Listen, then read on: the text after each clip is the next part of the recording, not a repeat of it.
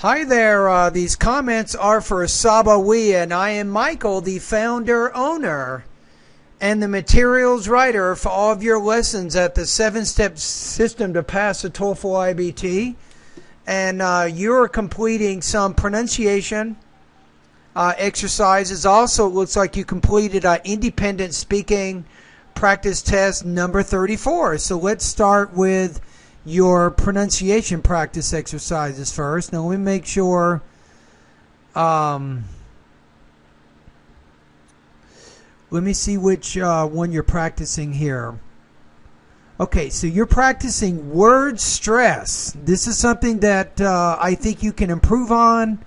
This is a great thing to practice right now. So you say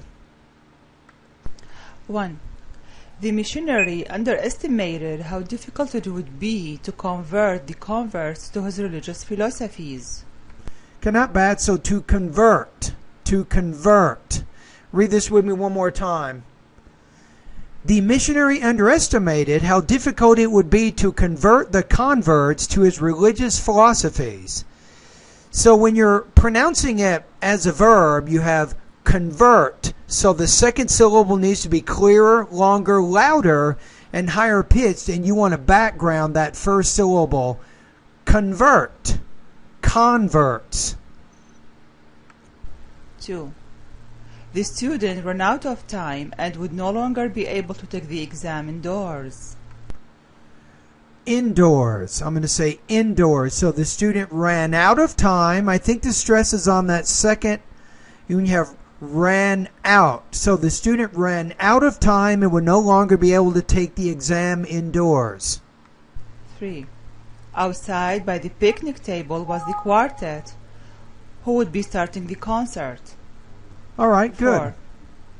Southeast of the Grand Canyon lies a beautiful valley in which some settlers have taken up residence.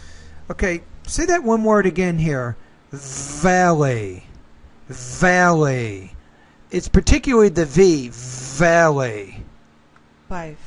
The trail runner outpaced the other runners in the outback, so he could outdo the course record by more than a minute. Exactly. Now here, you have to pronounce the P more. Outpaced. The trail runner outpaced the other runners. So you're putting the stress on the right syllable, but you just have to pronounce the P with more air. Outpaced. Outpaced. 1. Okay, now let's go over to the paragraph reading.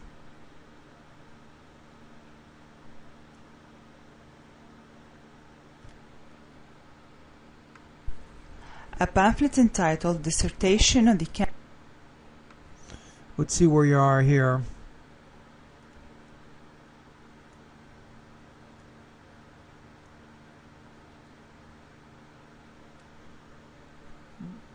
This is tough. Okay, hold on. Okay, I'm not sure where we are here. Let me get a key word here. and the feudal law and the town instruction. So feudal law, I remember writing it, but I'm not sure where it is. Okay, hold on.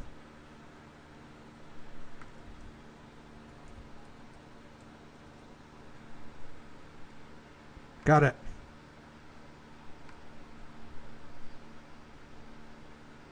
Let's go back to the beginning here. 1.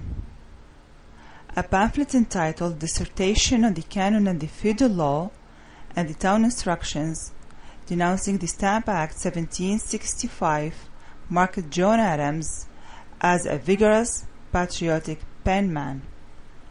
2. Not bad. Now I would say not patri, but patriotic. And you pronounce the V correctly. Vigorous. Vigorous. A pamphlet. Earlier studies of firefighter mortality that did not identify brain cancer as a cause of death were done before the widespread introduction of plastics in 1950s. Okay. 3. California State University San Bernardino, or CSUSB, is a university at which one can become a CPA and can complete an MBA degree. Now, when you're doing the can, when you have a positive modal like can and then become or can complete, you have to put more stress here. So you say at which one can complete a CPA and can complete an MBA degree. So don't put too much emphasis on the word can. I'm going to have you read all these sentences with me in just a minute. 4. Mercury is the second densest major body in the solar system, indicating that Mercury's dense iron core is relatively larger than Earth's, probably comprising the majority of the planet. All right, not bad. 5. Upright wrestling was conducted in a jumping pit-style arena. No, pit-style arena. You have to pronounce that P with more air. Pit-style arena. A type of round or oval building with an open space with rising seats in the middle. Good. Seats. Okay, let's do these together. A pamphlet entitled Dissertation on the Canon and the Feudal Law and Town Instructions, denouncing the Stamp Act of 1765, marked John Adams as a vigorous, patriotic penman. Earlier studies of firefighter mortality that did not identify brain cancer as a cause of death were done before the widespread introduction of plastics in the 1950s. California State University San Bernardino, or CSUSB, is a university at which one can become a CPA and can complete an MBA degree. Mercury is the second densest major body in the solar system, indicating that Mercury's dense iron core is relatively larger than Earth's, probably comprising the majority of the planet. Upright wrestling was conducted in a jumping pit. Upright wrestling was conducted in a jumping pit-style arena, a type of round or oval building with an open space with rising seats in the middle. My country's... Okay, here we go. So this is our independent speaking practice test number 34. Now let's take a look at the question here. This is a very tough question. Very, very difficult, no doubt. So in this case, we have, what does your country's national anthem or flag mean to you? Using details, please explain. Personally, I would choose the flag because that's much easier for me to explain, because my flag has 50 stars and it has the colors red, white, and blue. So it would be very easy for me to explain what that flag means to me. Now the national anthem, it's so long and complex and there's so many words to it, that would be difficult for me to explain. All right, let's see which one you choose. My country's anthem means loyalty and unity. All right, so your national anthem means two things. You're not trying to talk about too many ideas. It represents loyalty to you, and it represents unity.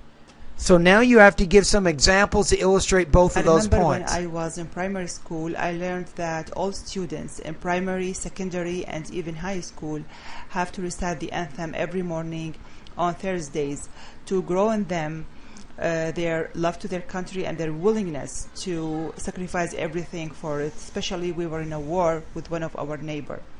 Now wait a minute here. So we're talking about loyalty and the national anthem. National anthem means the national song. So you're not directly hitting on that idea. You're taking much too long to get to your point. Besides, the anthem lyrics reflects all the unity of our country, in spite of our differences in religion, language, and ethnicity. And you can see this very obvious when we encourage our sport teams in different tournaments, and that's why I feel this way. Yeah, I don't know. I'm going to say I didn't like that one that much. I think if you talk about loyalty and unity, I didn't really see how the first example illustrated the concept of loyalty. Your second idea, unity, okay, but the only way you can really explain that is you have to give some examples from your song, from your national song or your anthem, right? And then you have to show how the words in the song and how the meaning in the song means loyalty and also unity to you and the other people in your country, right? That's why personally I would not choose national anthem because it's too complicated. The national flag is very easy for me, in my opinion, because you can talk about the colors of the flag, you can talk about anything else which is on the flag, some symbols or emblems, and then you can discuss what they mean to you. So with this one, I don't think that you really effectively addressed the task. I think you should have given more examples from your national anthem or your national song to help illustrate why it means loyalty and why it means unity to you. All right, so let's take a look at the actual rubrics right now. So this one, if you're looking for the 26, I don't think so. I think that you have very good intelligibility. I could understand everything that you were saying. You had good control of your vocabulary and your grammar. I think you're weaker in this one with your topic development and your organization. So here,